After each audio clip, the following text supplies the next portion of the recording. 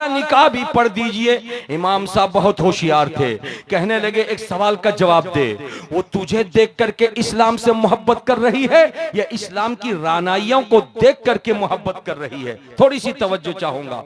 तुझे देख करके मोहब्बत कर रही है या इस्लाम की पाकीज़गी को देख करके वो मोहब्बत कर रही है?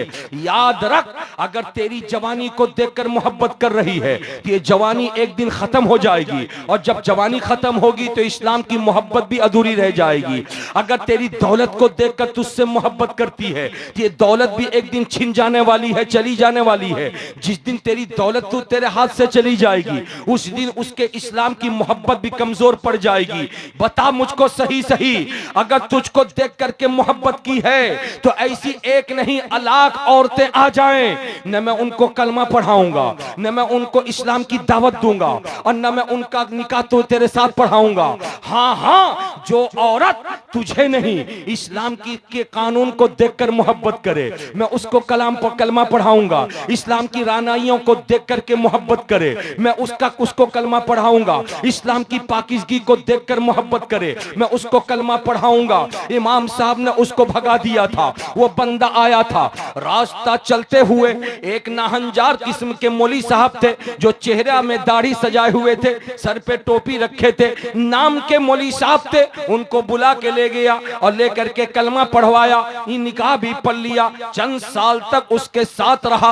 एक बेटा पैदा हो गया। 18 साल जब उस बेटे की उम्र हो गई तो ये मरने वाला मर गया, और जैसे वो मर गया, मरने की खबर आम हुई तो बिहार से उसके भाई और उसके बिरादर पहुंचे कि मेरा भाई मुसलमान है, इसको हम लेकर के मुसलमानों के कब्रिस्तान में दफन करेंगे। चुनांचे अपने भाई को उठाया और उठा करके मुसलमानों के कब्रिस्तान में ले जाकर नहला धुलाकर कफना कर और उसको दफनाने की कोशिश करने लगे।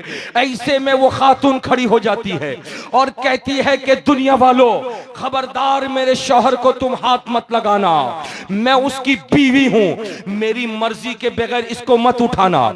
लोगों ने कहा कि तू बीवी है तो बता, आखिर ये मुसलमान था, इसके साथ क्या सलूक होना चाहिए? मुसलमानों के कब्रिस्तान में दफन होना चाहिए। कहा नहीं, मैं इसको शमशान घाट में लेके जलाऊंगी। क्या इसको कफनाना चाहिए? कहा नहीं, मैं इसको नए कपड़े पहनने नहीं दूंगी। लोगों ने कहा था हम इसको लेकर के नहला धुलाकर खुशबू लगा करके इसको मुसलमानों के कब्रिस्तान में दफन करेंगे, मगर वो औरत खड़ी हो जाती है और कहती है कि किसको तुम कहते हो मुसलमान है? अपने भाई को खबरदार खबरदार, अपने भाई को तुम मुसलमान मत कहना, ये मुसलमान नहीं था। मामला आगे बढ़ता है, मामला तूल पकड़ता है, थाने वालों की मुदाखलत होती है, पुलिस वाले आते हैं।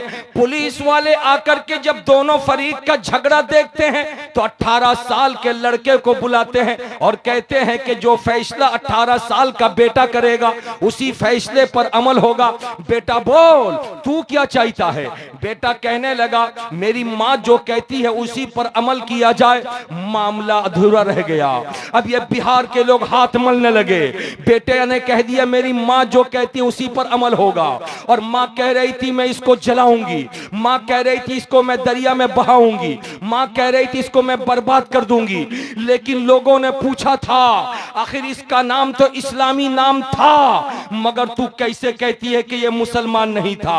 तो ए मधुबन की धरती पर आने वालों, ए मशरिकी चंपारण की सुबह शाम देखने वालों, सखावत हुसैन बरकाती की इस बात को सुन लेना और सुन करके अपने दिल की अथाह गहराई में बसा करके यहां से उठ करके जाना, अपने इलाके में पहुंचना।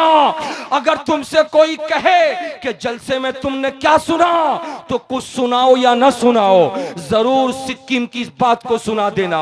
वो खातून खड़ी हुई थी, नेपोली खातून, और खड़ी होकर के कह रही थी दुनिया वालों, जिसको तुम मुसलमान कहते हो वो मुसलमान नहीं था। आखिर कैसे मुसलमान नहीं था? उसने कहा था अगर वो मुसलमान होता तो मेरे साथ रात के अंधेरे में वो शराब नहीं पीता, अगर वो मुसलमान होता तो मेरे साथ खाने के दस्तरखान में वो सुअर नहीं खाता, अगर वो मुसलमान होता तो मेरे साथ हम बिस्तरी करने में वो नापाकी हालत में और नशे की हालत में नहीं रहता, अगर वो मुसलमान होता तो हलाल कमाई की तरफ ध्यान देकर के हराम से तौबा करता, अगर वो मुसलमान होता तो 5 वक्त की नमाज नहीं छोड़ता। अगर वो मुसलमान होता 5 वक्त अगर नहीं पढ़ पाता तो कम से कम जुमे में जाता। अगर वो मुसलमान होता, अगर वो जुमे में नहीं जा सकता था तो कम से कम ईदैन की नमाज पढ़ने जाता। लेकिन मैं उसके साथ 20 बरस जिंदगी गुजारी हूं। 20 बरस में मेरे साथ वो शराब भी पीता था, 20 बरस तक मेरे साथ वो सुअर भी खाता था, 20 बरस तक मेरे साथ वो नशे की हालत में मेरे साथ हम बिस्तरी भी करता था। 20 बरस में मैंने उसको कभी मस्जिद में जाते नहीं देखा। 20 बरस में मैंने कभी जुमे की नमाज पढ़ते नहीं देखा। 20 बरस में मैंने कभी अपने वालिदैन की खिदमत करते हुए नहीं देखा। फिर तुम कैसे कहते हो कि ये मुसलमान है? पुलिस वालों ने हाथ उठा लिया और कहा था बिहार से आने वालों वापस चले जाओ, हम तो मुसलमान नहीं है, हम हिंदू हैं, लेकिन हमारे पास भी तुम्हारे कुरान का कुछ इल्म है कि तुम्हारा कुरान कहता है कि वो मुसलमान नाम का मुसलमान खुदा की बारगाह में महबूब नहीं। जो 20% मुसलमान हो, 40% मुसलमान हो, 60% मुसलमान हो, 80% मुसलमान हो, तुम्हारा कुरान कहता है या अय्युहल्लज़ीना आमनुदखुलू फिस्सिल्मि काफ़ा। ए मुसलमानों, अगर तुम मुसलमान हो तो पूरे तौर पर इस्लाम में दाखिल होकर पक्के मुसलमान बन जाओ। जो पक्का मुसलमान बनता है उसी को कफनाया भी जाता, उसी को दफनाया भी जाता।